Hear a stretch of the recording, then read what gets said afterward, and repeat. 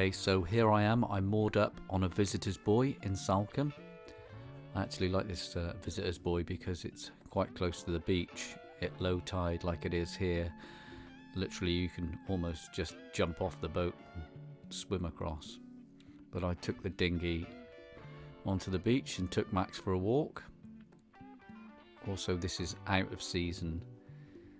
I like to come a bit later on in the year when it's not so busy. And the dog's having a good time here.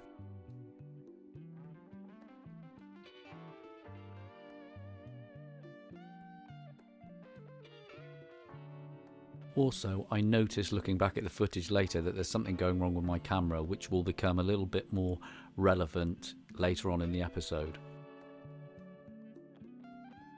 The focus isn't quite right and it's shaking, it's not even focusing on the boat that's there.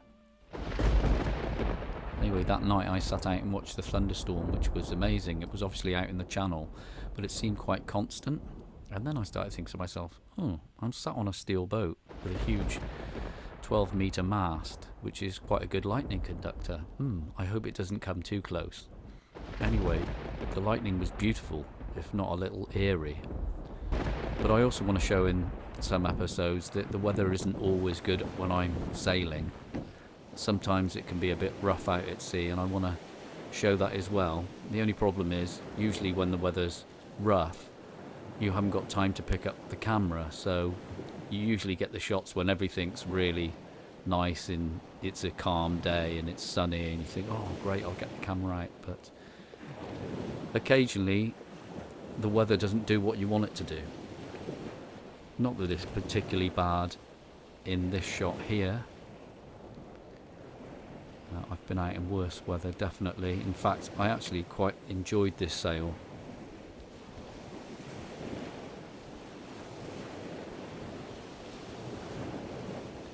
And when the weather's like this, you know you've got enough wind, which is also very helpful when you're sailing. Anyway, I got back into Dartmouth fine in the end, and I really enjoyed the sail.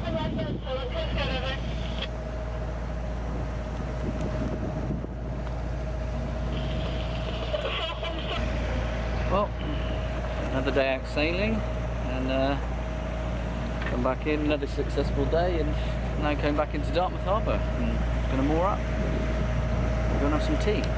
Anyway, it was about that time that I needed to take Rebecca out of the water because I hadn't put any paint on her bottom for a while, at least a season. And as you can see from the picture there, she's got a lot of weed and barnacles and growth on her.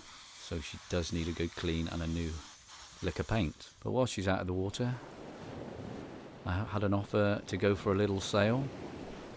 And as it was somewhere that I hadn't been before, I snapped up the opportunity and we headed out and set off. And the first night we stayed in Southampton. So this is day 2 of mine and Phil's sail on Phil's boat Keeley. We made it to Southampton and anchored in Southampton last night. Up one of the creeks down there we found an anchorage which was nice, very flat. And today we've just sailed around the corner, but the wind's died off now, so we're motoring, but we're coming into Hope Cove, which I've never been to before, which is beautiful. I've sailed past it, but I've never been here, but it's quite nice. And then the next day we headed off west towards the River Yealm and Noss Mayo. The sun's come out, and I'm going to cook dinner in a minute, do the washing up and cook some burgers. Nice. This clip is of earlier in the day where we had a little bit of mist, but the sun came out and burnt that off, and soon we were heading for the Yealm.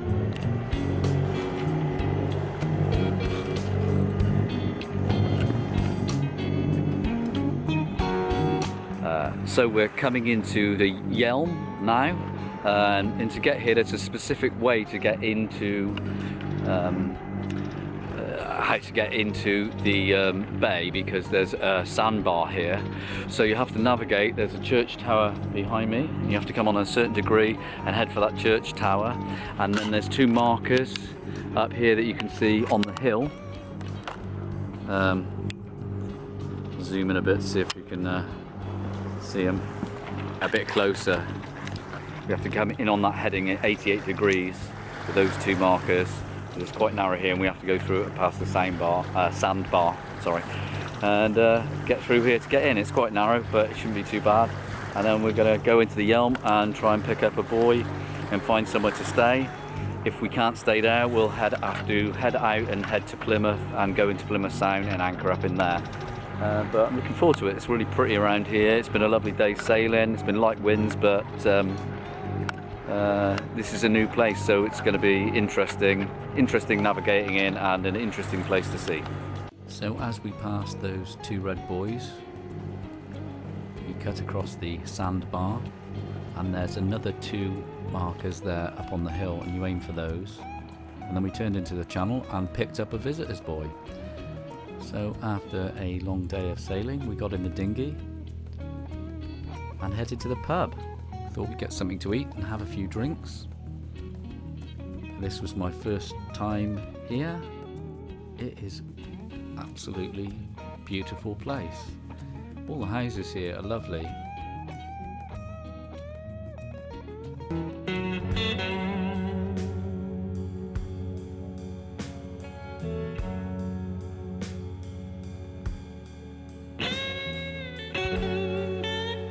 And that there is the Ship Inn, which is where we were headed. Well, I gotta say, this is a pretty amazing pub.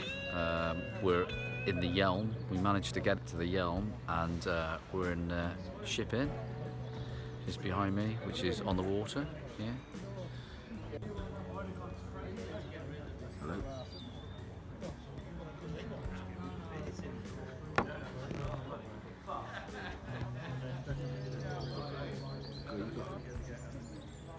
Hello, Mr. Duck. And here we have Mr. Duck coming to join us. He actually got on the table, but I didn't pick up the camera quickly enough. Anyway, I decided to try a time-lapse shot. So I set up the camera, and you can see the ducks zooming across there. We didn't have enough time to set it. I wanted to get the tide coming in and out, but we had to eventually leave the pub and set off back to the dinghy.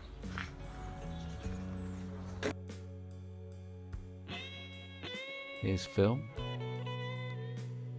He's obviously happy about me filming him.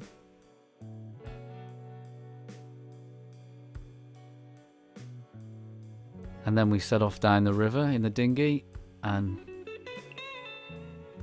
the houses here are obviously worth a bob or two.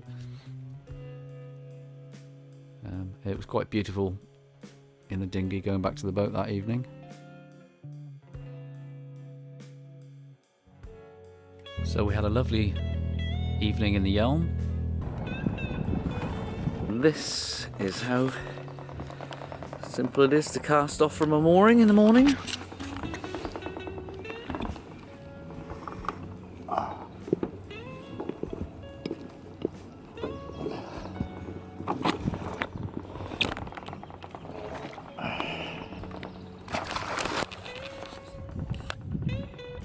That's it. We're away. Yep, we're away.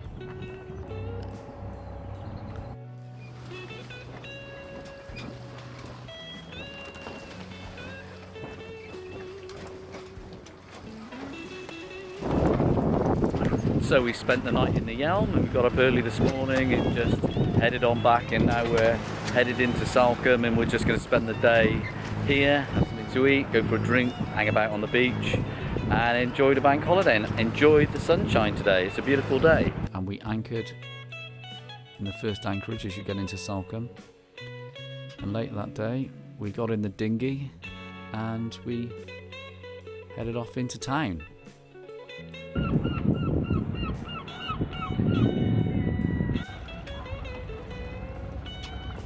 It's pretty hot. We found a little cafe which served food, so we had something to eat, and then we ordered a bottle of wine and sat and watched the dinghies racing. Later on that evening I decided to go into town. Phil stayed on the boat, and here's photos of me and a hen party that turned up, and it was quite a fun night, as you can imagine. And then later on in the year we headed back to the Yealm because we had such a good time staying there. And here's a nice shot. The sunset.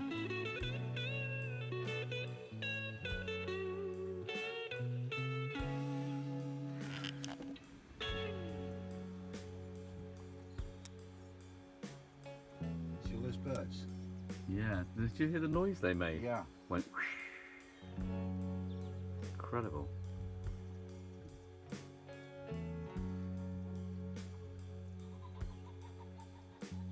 It really is a beautiful place, and I'll always remember that sail the next day when we headed back on Phil's boat.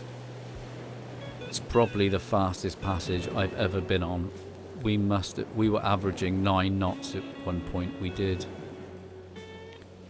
all the way back from the Yealm to Dartmouth in record time.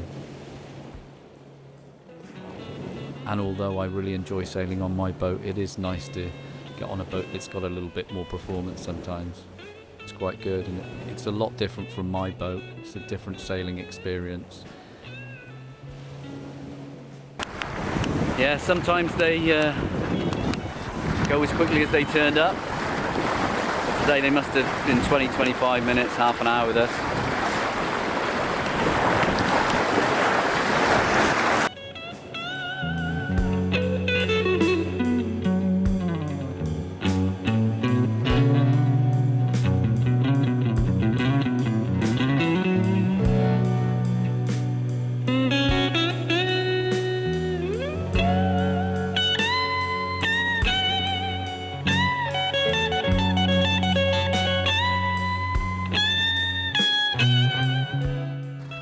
When I got back, it was time to put Rebecca back in the water after she'd had a nice new paint job. She'd been anti-fouled and ready to go back in the water.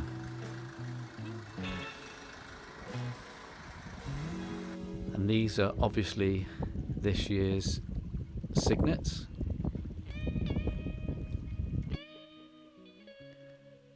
And I started to prep the boat and pack her up, put the dinghy back on top and put the tent on.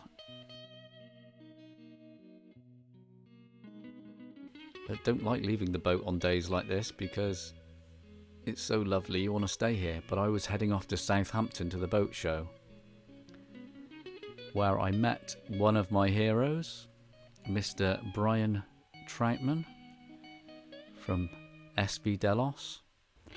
And if anyone's interested in sailing, you'll probably know who Brian is. He and his family have sailed over 75,000 nautical miles round the world in his Amel Super Maramoo, which is a French ketch. And I've been watching Brian's videos since before I bought the boat. So I've watched all his videos, and it was a lovely chance to meet him and chat, and he's a really cool guy.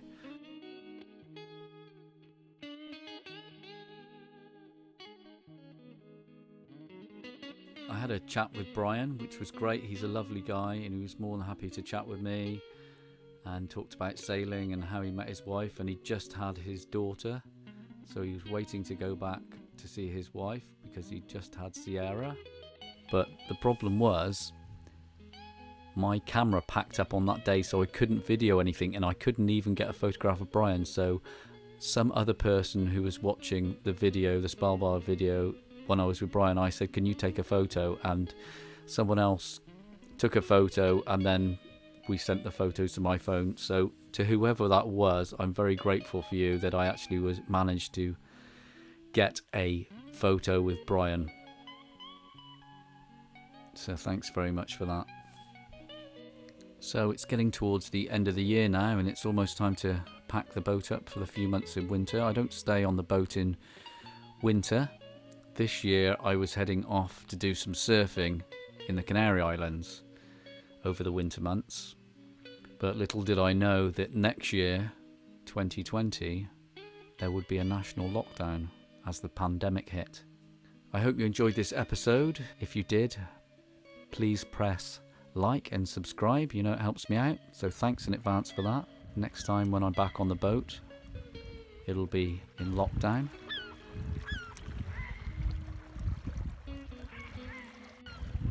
But more about that next episode.